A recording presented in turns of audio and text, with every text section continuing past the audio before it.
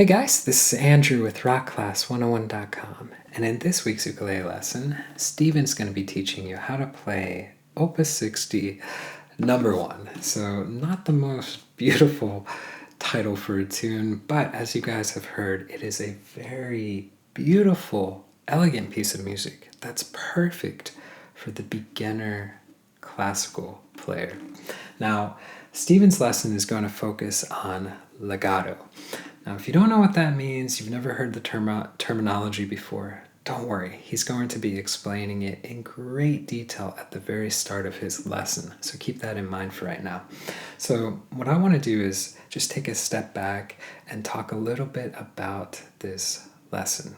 So what we're going to be doing is we're going to be splitting this tune in half. We're going to teach you guys the first half of the tune in this video, but if you want to watch the part 2 lesson, which covers the second half, that's going to be taught at this link right here, or you can go to the site rockclass101.com and do a search for Opus 60 number 1. You should be able to type Opus 60 and it'll pop up that way as well.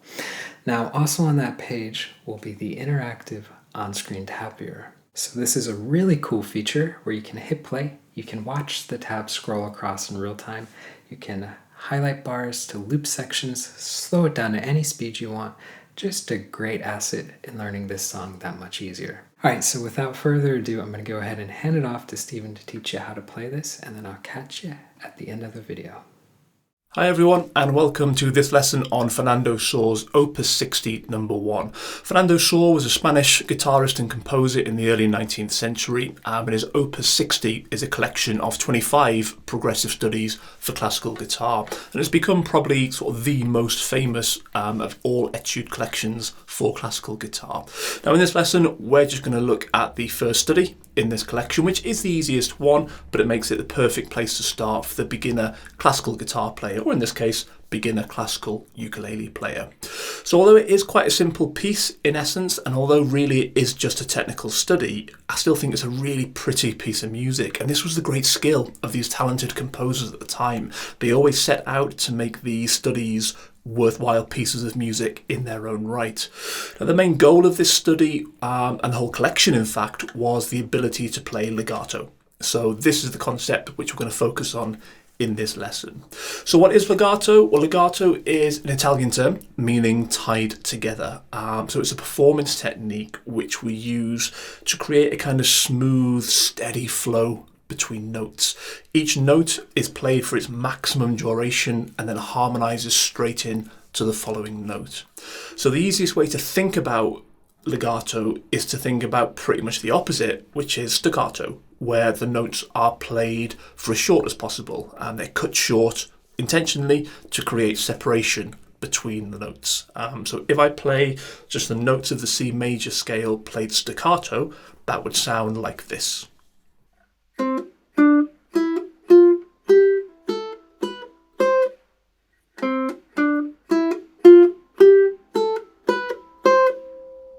Okay, so legato is the opposite of that, where each note rings for as long as possible and then almost merges into the next note kind of seamlessly, creating this smooth, continuous flow of notes. So if I play that same C major scale now played legato, that should sound like this.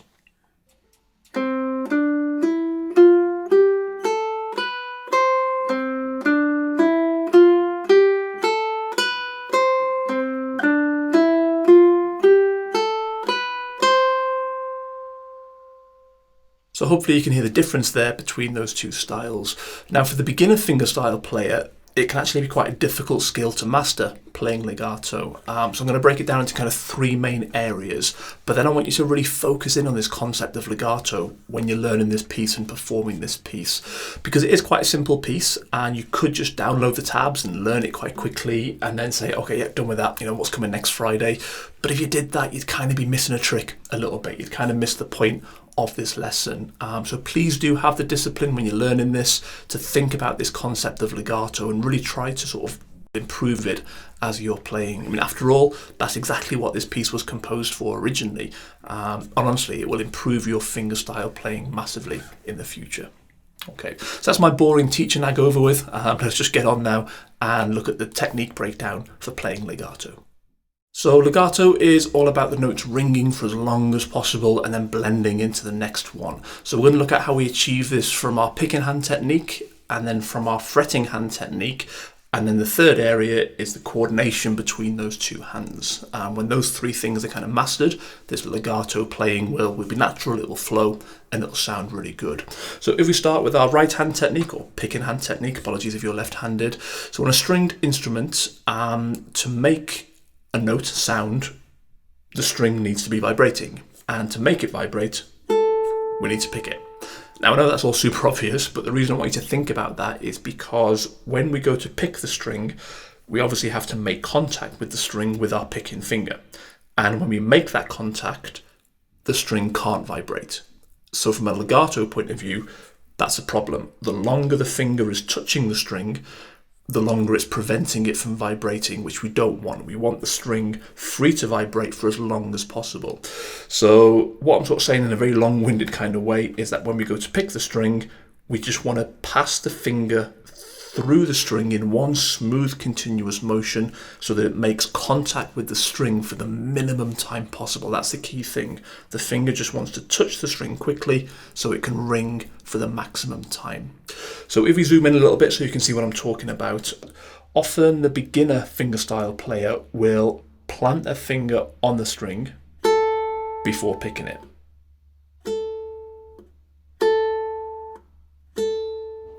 And that's fine, but from a legato point of view, the downside of that is when the finger goes onto the string, it cuts it from ringing. And we get that, not staccato sound as such, but we get the ringing note cut short. And we want to avoid that if we're playing legato.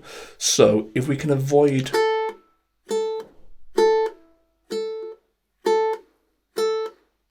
that kind of two-step motion, instead of that, if the picking finger just comes through the string in one continuous motion,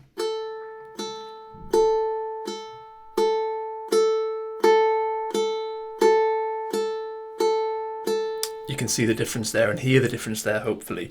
The finger's making contact with the string for the minimum time possible, and each note is able to ring for the maximum duration.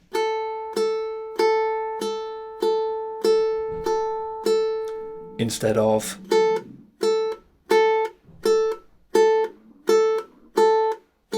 which we get with that two-step motion. Okay, so that's our picking hand's role in kind of achieving this legato sound. Our fretting hand's role is to make sure that it's holding the notes for as long as possible and it doesn't release that note until the next note has been played. That'll allow it to ring for as long as possible. So again, if we have a look in at the fretting hand, and if we think about playing the notes of the C major scale, we'd start off with the open C. Now, to allow that C string to ring for as long as possible, we don't want to put the fretted finger on until it's ready to be played. So the second we're ready to play the next note, the finger goes on just at the time when we pick it, so that the open C before it is allowed to ring for as long as possible.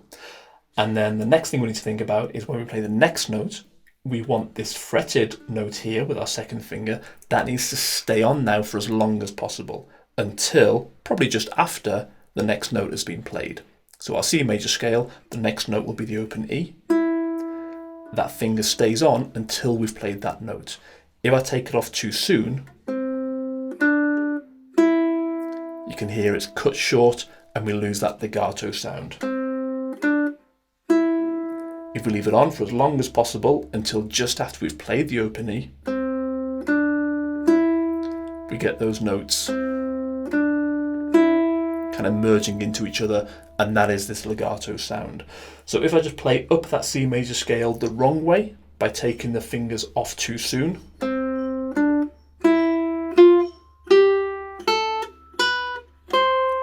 we get that kind of disjointed, sort of messy sound that we don't want.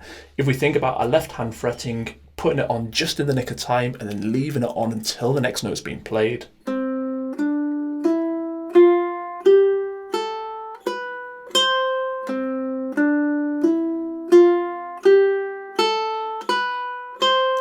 we get that much cleaner sound, that legato sound that we're looking for.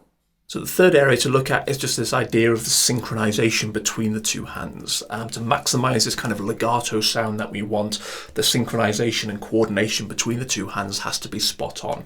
So for example, what I mean by that, if we're fretting a note to play it, we need to make sure that we fret it and pick it kind of just when we need to at exactly the same time. So we play an open string first. We want that string to ring for as long as possible. So if we fret the note too soon, just before we pick it, we'll get that slight cut off of that note.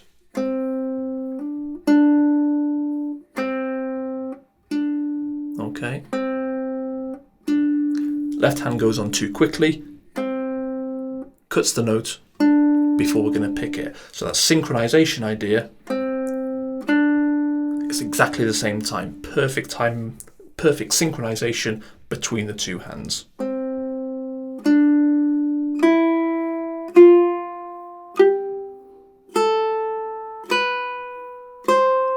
And that way each note rings for as long as possible. Now that's a difficult skill just to learn outright. It's difficult to just sit down and learn that coordination. It kind of just comes naturally with practice. In fact, all of this does, the right hand technique, the left hand technique, the synchronization between the two, all of this just comes naturally with practice. The longer you play, the better it will just get. But if you have the discipline to actually think about your technique and analyze it as you're playing, and don't just think about where the fingers go and how it sounds musically, if we think about our actual physical technique and our mechanics as we're learning, it will just accelerate your progress massively. I promise you that. Okay, so let's have a look now then at just applying all these techniques to this piece of music.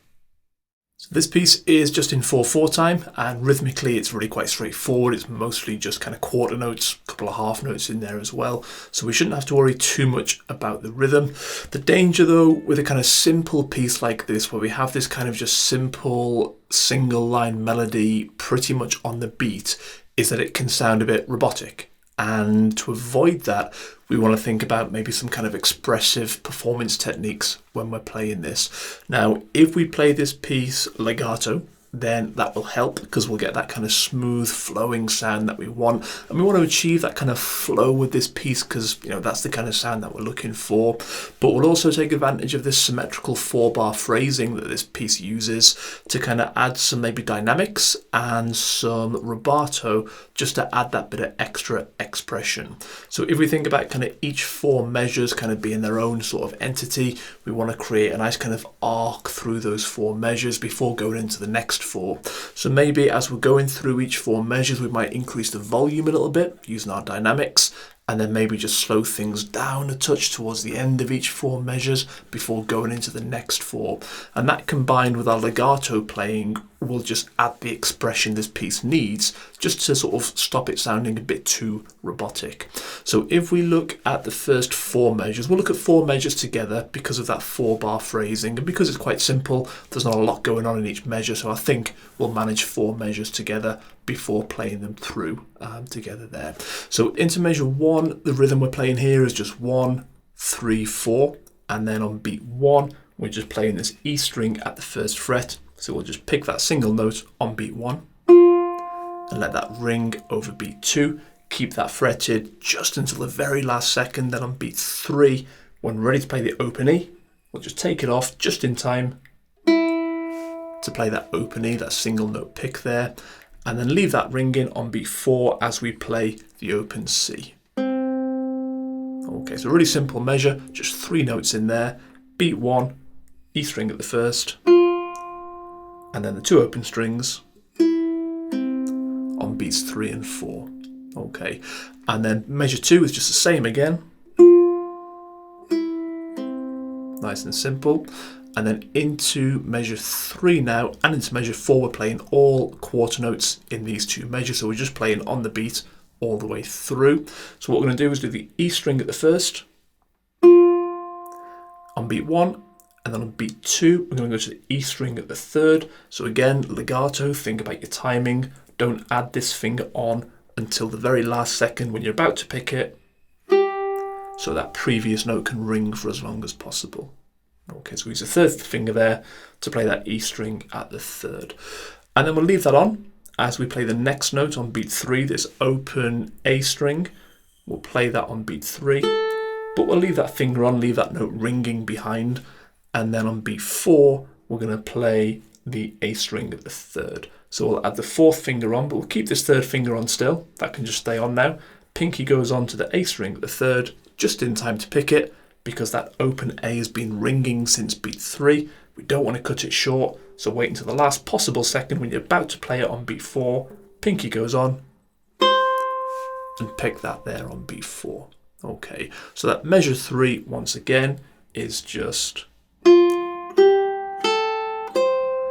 Okay, brilliant. And then straight into measure 4 now. We're going to go to the C7 chord, so we want the A string at the 1st fret. So what we'll do, we'll keep this 3rd finger on still, because we'll come back to that in a minute. So the pinky will come off. The 1st finger will take the A string at the 1st. So again, leave that 4th finger on as long as possible. And just when you're ready for beat 1 of measure 4, take it off and play that A string at the 1st. Okay. And then on beat 2, we're going to take that 1st finger off to open up the A string, play that A string open on beat 2 there. Then on beat 3, we're coming back to this E string at the 3rd. So that finger we've been holding on there, that 3rd finger that's been there since the previous measure, we now use that. So we'll pick that note on beat 3 and still leave it on as we play beat 4, the open C string.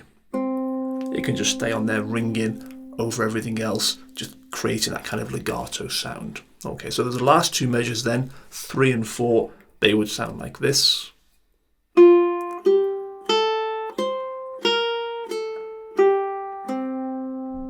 Brilliant. So all 4 measures together.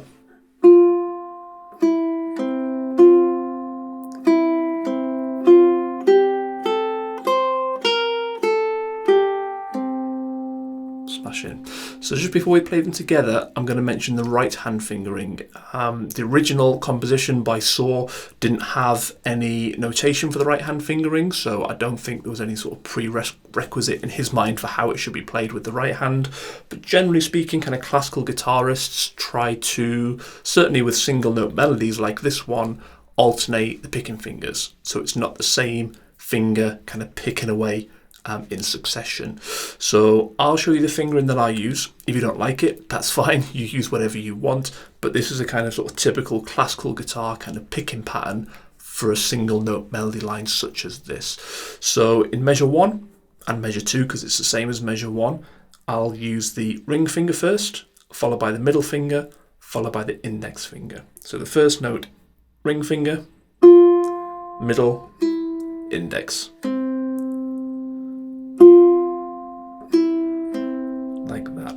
And then when we go into measures 3 and 4, this run of quarter notes, I'll just alternate between the middle and the index finger. Just keep alternating. So measure 3, middle, index, middle, index, middle, index, middle, index. Okay, so that's a kind of typical classical guitarist kind of technique, but try that. If it doesn't work for you, it's not comfortable, that's fine. Do whatever works for you, but persevere with that if you want to, because it's quite a kind of sort of correct way of playing this type of thing. So let's have a go at playing those first 4 measures through together now. 1, 2, 3, 4.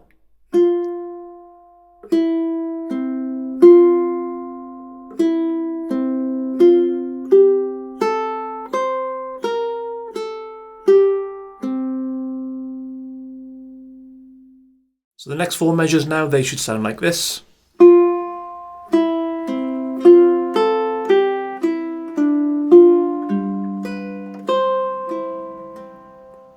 Okay, so first measure in this section, measure 5, is just the same as measures 1 and 2.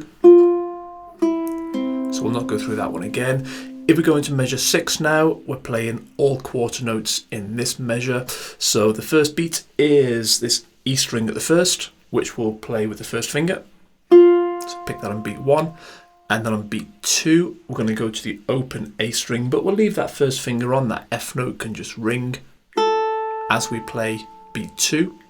And then into beat 3, we're going to put the 3rd finger onto the E string at the 3rd, just in time to play it on beat 3. and then the first finger can come off then because the third finger's fretting it, and we're about to go to the open E, so it's going to come off anyway. So just in time for beat 4, third finger comes off as well, and we play that open E. So that measure 6. Brill. Smashing. So then into measure 7, we're then going to go to the C string at the second. So the second finger will take that, pick that on beat 1. I'm going to build up a G7 chord as we go through this measure. So beat 2 is the E string at the first. Keep the second finger on as we put this one on, and then pick that on beat 2. And again, leave both those fingers on now. They're ringing away as we play beat 3, this open G string with the thumb. Okay, and then into beat 4, we're going to complete the G7 chord by putting the A string at the second on. But again, leave these two fingers on, add the third finger to the A string at the second, just in time to pick it on beat 4. So that measure 7. And then we take that into measure 8. We're going to keep this whole thing on still, so the whole G7 chord stays on as we add the pinky on now to the A string at the 3rd fret, pick that on beat 1. At this point now, we're going to play the open E followed by the open C. So when we're ready for this on beat 2 of measure 8, we can now take off the rest of that G7 chord, but leave that pinky on so that note can ring as we play the open E on beat 2. And then the open C on beat 3. And we'll let that ring then over beat 4. And that's the end of that next 4 measure section, and it's the end of this A melody. So that last measure, measure 8, I'd probably be thinking about just slowing that down a little bit, maybe taking the volume down just to kind of mark the end of that section, add that rubato in there, that kind of expressive playing, just to add something extra to the performance. So there's 4 measures once again.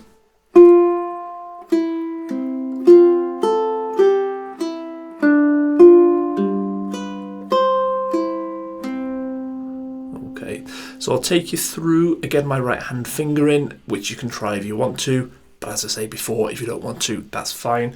But measure 5 will be the same as measure 1, so it'll be ring, middle, index. Then measure 6, middle, ring, middle, index, middle, ring, thumb, middle, ring, middle, index. Okay, so let's have a go at playing those 4 measures through together now. 1, 2, 3, 4.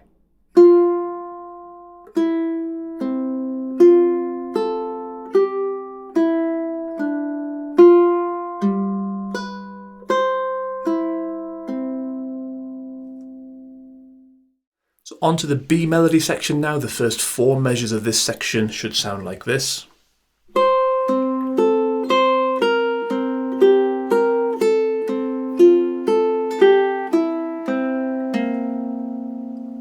Okay, so this is all quarter notes through this whole section. All 4 measures here are just all playing on the beat, so nice and straightforward rhythmically.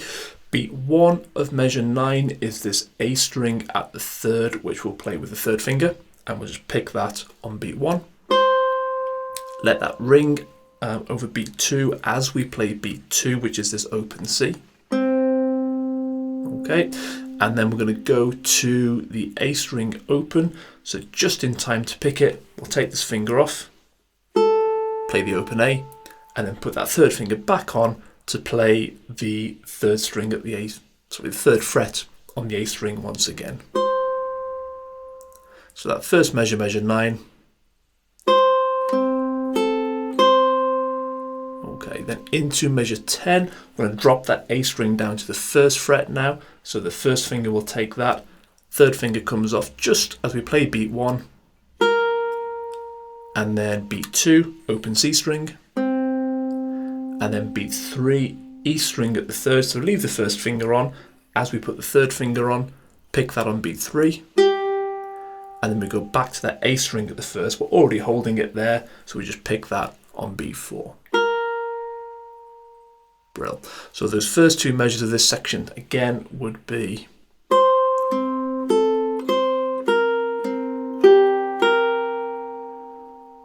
okay, so I'll show you my fingering now before we go into the next two measures. My right hand fingering for this section would be ring finger, index, back to the ring, then middle to alternate, then back to the ring finger, index, middle, ring. Okay, then if we take that into measure 11, we're now going to hit the open A string. So as we do that, these two fingers can come off. So beat 1 of measure 11, open A, followed by on beat 2 the open C string. Then on beat 3, E string at the first, and then leave that finger on as we play the open A on beat 4. And then into measure 12, we're going to keep that finger on, the first finger, and we're going to come up to the 3rd fret using the 3rd finger on that E string, and then as we pick it, that first finger can come off then as we play that note, that G note there. Okay, and then after that on beat 2, we'll play the open E, so that finger we've just put on, that will come off just as we play the open E, and then the open C on beat 3. And then we hit this G string at the 3rd, which we'll play with the 3rd finger on beat 4. Okay, as you play that note, try and make sure you loop that finger over so the pad of the finger doesn't mute that open C string. The previous note on beat 3, we played that open C. We want to let that ring as we play that G string on beat 4. Okay, so don't cut it out. Want it to carry on ringing, so they kind of, those notes kind of harmonize together. So make sure you loop that finger over so it doesn't catch that C string. So the fingering for those last two measures, 11 and 12, I'd be playing this first note of measure 11 with the middle finger, then go to index, then middle, then ring, then middle, then index, then middle, then thumb. Okay, so there's 4 measures once again.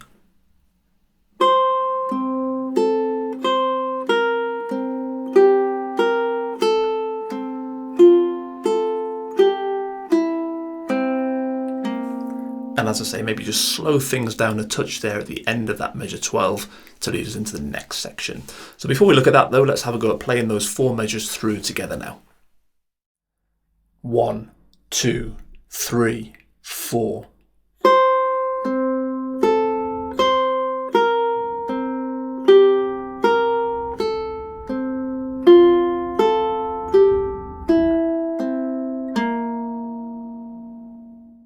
The next 4 measures now should sound like this.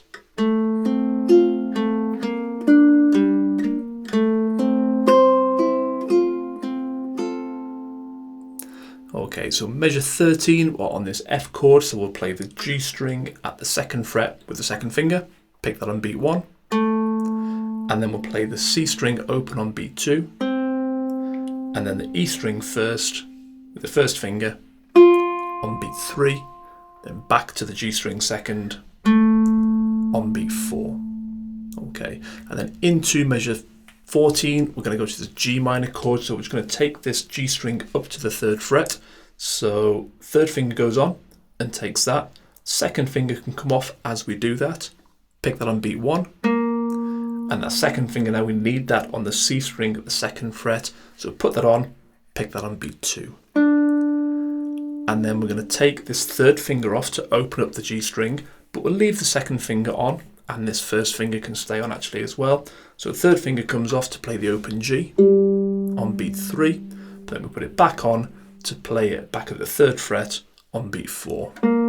But again, think about your timing, don't put it on too soon, just put it back on as you're about to pick it so it can all ring for as long as possible. So those first 2 measures of this section.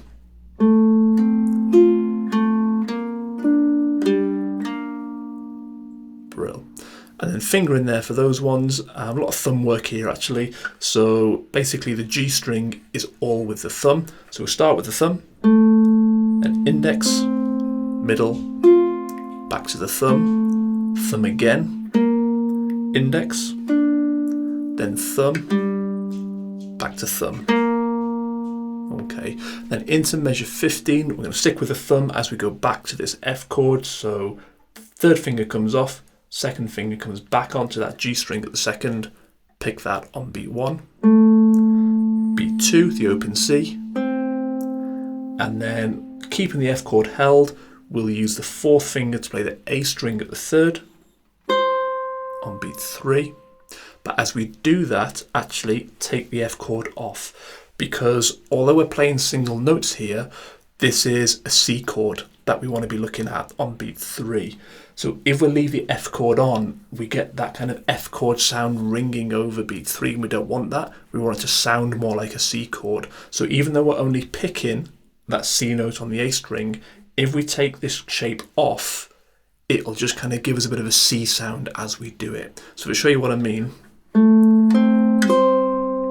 you can kind of hear the kind of notes of the C chord behind it by taking that F chord off. Okay, if I leave the F chord on, it still sounds like an F chord ringing over beat 3, so we don't want that. So as we get to beat 3 and we pick that single note, just take the F shape off. Okay, brill. And then on beat 4 of this measure 15, we play the open E, single note pick there. Okay, then into measure 16, we'll put the F shape back on, including the second finger. Even though we don't pick that note, it'll just give us that F sound again that we want over this measure. So F chord back on, but then just pick only the E string at the first fret on beat 1. Okay, then beat 2, hit the open C, and then we're going to play a little double stop now at the end of this section.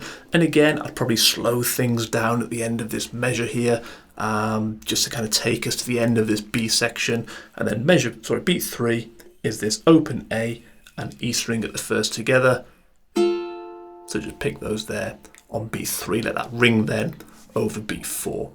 Okay, so finger in for measures 15 and 16. We're on the F chord, so I'll go thumb, index, ring, middle, and then stick with middle, which is a bit naughty, bit of a non-classical guitarist technique, but I'll use the same finger again to hit that first beat of measure 16, and then index finger, and then ring and middle together for that double stop at the end there. So once again, those last 4 measures of the B section.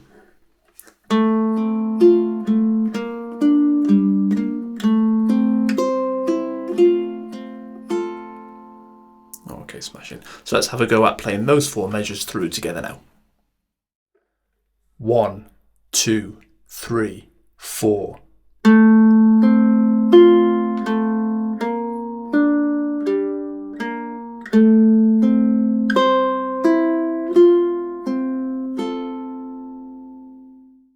Alright guys, so you are now halfway done with learning this arrangement. And I've got to say, as a beginner player, there's so much to take away from just this part 1 lesson, especially when we think about that concept of legato. For a lot of us at the beginner level, it's a light bulb moment. It's something that we may have not been aware of, or maybe we just never thought about. And as you saw and you worked on throughout this lesson, it makes a huge difference in the overall sound of your performance. So just a big, big takeaway in that concept itself. Now, there's still half the tune left to learn, and in the second half, we're going to be transforming this single note piece into a chord melody. So all that means simply is that you're going to be adding the chords alongside the melody. So chord melody. So if you want to learn how to play the second half of this tune, you can do so by clicking this link right here, or go into the site rockclass101.com. You can do a search for Opus 60. That'll pull up the lesson as well. And don't forget that that really cool interactive on-screen tab viewer is on the page too. So you can literally hit play, watch the tab scroll across in real time. You can highlight bars to loop sections, slow it down to any speed. Just a really, really cool asset that makes learning this tune much, much easier. So guys, again, I hope you enjoyed this lesson, and we'll catch you in the part 2 one. Take care.